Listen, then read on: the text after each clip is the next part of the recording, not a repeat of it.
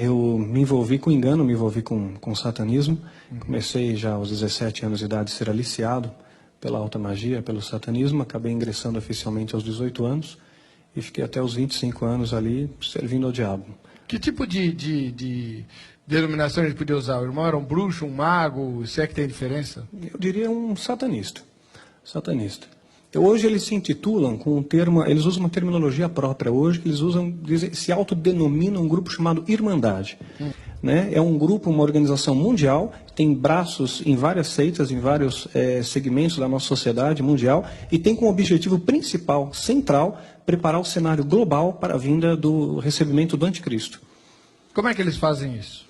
Bom, eles vão utilizar vários subterfúgios para isso, existem várias ferramentas para isso. Primeiro, eles vão ter que se preocupar com a igreja, porque a igreja tem um poder dado por Deus de oferecer resistência ao diabo. Então, para isso, eles vão contaminar a igreja, exatamente como a Bíblia diz, os lobos entrariam no nosso meio, esses lobos entrariam disfarçados de ovelhas, espalhariam em nosso meio doutrina de demônios e fariam até mesmo sinais e prodígios para enganar até, se possível, os eleitos. Então, imagina, a igreja ela é comparada ao corpo. Vamos imaginar o nosso corpo físico aqui. Nosso corpo ele tem um sistema imunológico, ele vai ser responsável pelo sistema de defesa do corpo. Se esse sistema de defesa ele baixa, sua resistência baixa, vai entrar um vírus, uma contaminação. Então esse tipo de contaminação está entrando no corpo de Cristo. E estão havendo aí, está havendo erupções dessas manifestações no nosso meio. Nós estamos vendo aí o corpo de Cristo doente, muitas vezes dividido, muitas vezes ensoberbecido, entrando mentira, corrupção. O irmão pode dar, por exemplo, um exemplo concreto de algum tipo de atitude assim estratégica desse grupo dentro da igreja? A atitude, existem dezenas de métodos, né, para neutralizar a igreja, neutralizar ministérios. Eu vou procurar sumariar e vou me ater ao mais utilizado. Existem várias estratégias para isso, até o mais utilizado. Primeiro, é claro, vai ser envenenar o corpo de Cristo com uma contaminação. Eu vou desmembrar essa contaminação para ficar mais claro. E o pior seria matar o corpo de Cristo, ou seja, matar ministérios. A noiva não vai ser abatida, mas ministérios vão ser destruídos e muitos, infelizmente, vão ser deixados para trás. Então, o que acontece? Imagina que uma caixa de som, ela está ali preservada, né? Funciona quando passa corrente elétrica sobre ela. Se você tirar essa caixa de som da eletricidade, da fonte de energia, essa caixa de som, embora tenha aparência de caixa de som, ela não faz mais a função dela, não produz mais som. A igreja, embora a igreja possa ter aparência de igreja, se essa igreja for desplugada do plugue do céu, deixa de fluir sobre ela o Espírito Santo, e aí sim aquele ministério morre. Vai entrar doutrina humana ali. A principal estratégia é divisão. Satanás sabe que uma igreja dividida não vai prevalecer. Caso dividida, não prevalece. Então, como é que ele vai utilizar a estratégia de divisão? O satanista se infiltra na igreja, vai procurar de forma principal, vai colocar como sua ênfase de objetivo cargos de liderança, mas não uma liderança como sendo um líder da igreja, do ministério. Vai procurar lideranças menores. É mais fácil você enganar um grupo de 8, 10 pessoas do que enganar 300, 400. Então, ele se infiltra numa célula, numa reunião de oração, num grupo menor.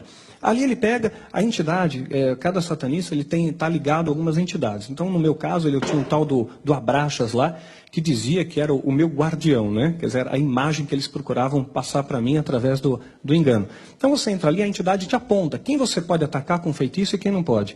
Então o feitiço ele vai encontrar, maldição encontra pouso, quando existe um ponto de contato, que é o pecado, a legalidade. O Satanás é um ser legalista, ele precisa de um elo para tocar na sua vida. E ele começa a espalhar boatos. Vai dizer, olha, sabe uma coisa? Vou dizer uma coisa para vocês, meus irmãos, um grupo pequeno. Olha, o pastor da nossa igreja, Deus está me revelando agora, o pastor da nossa igreja está adulterando a esposa. O pastor da nossa igreja é satanista. Olha, o nosso líder está desviando o dinheiro da igreja, mas não contem isso para ninguém, né? Não falem para ninguém, vamos apenas orar. E olha, a língua é uma coisa tão pequenininha, mas dura de dominar, né? E rapidamente isso se alastra. E quando se alastra, promove divisão. A fofoca no coletivo promove divisão. Por isso que Deus abomina quem semeia contenda entre irmãos. E esse termo abominar, se pegar do dicionário, significa repelir com horror. É algo que Deus detesta. E essa contenda no coletivo promove uma divisão. E repare uma coisa, pastor. Quando ocorre rebelião numa igreja, a divisão, quando ela é promovida por rebelião, é uma questão de tempo. Aquele ministério vai brigar entre eles de novo, racha outra vez, briga outra vez, racha. Isso que nós chamamos na batalha hereditária, na maldição, na batalha espiritual, de maldição hereditária. Aquela coisa vai se perpetuando debaixo de uma legalidade. Só tem uma maneira de reverter, pedir perdão para Deus e humildade, pedir perdão ao homem ali, né? Quando você fala que eles estão preparando a volta do anticristo, certamente eles não dão esse nome nem esse enfoque, né? Como é que eles trabalham os seus seguidores com relação a isso? Não, eles falam declaradamente, é o anticristo. Eles acreditam, eles vendem uma imagem distorcida, e o poder de persuasão de Satanás, ele é muito grande. Satanás é um ser extremamente inteligente. Muitas vezes nós temos a ideia que Satanás é um leão sem dentes, mas a Bíblia compara ele ao leão.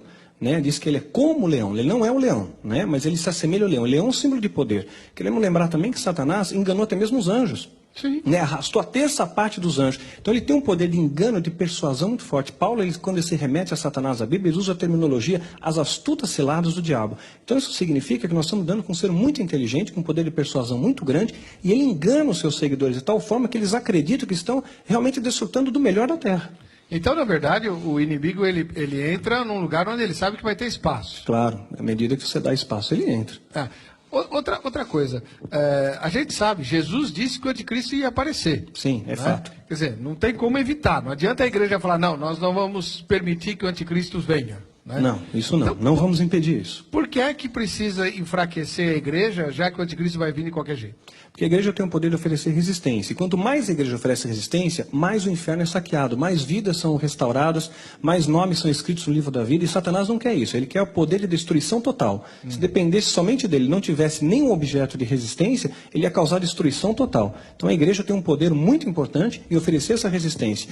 Agora, voltando a falar da estratégia dos filhos do fogo, o diabo não corre o risco de, ao mandar alguém infiltrar-se numa igreja, de essa pessoa acabar aceitando Jesus? Porque ele vai estar no meio da palavra de Deus, gente orando, gente louvando a Deus. Como é que é isso? Claro. Eu acho que até que eles devem ponderar esse risco calculado. Isso aconteceu comigo, graças a Deus, né? Ah, é? Como é que claro, foi? Eu me converti numa igreja evangélica. Eu namorava com uma moça, vou ter que sumariar também, estamos na televisão, né? Mas eu namorava com uma moça evangélica, né? E ela não sabia dos seus pais? Não sabia que eu tinha envolvimento com satanismo, com alta magia. E eu frequentava a igreja com eles.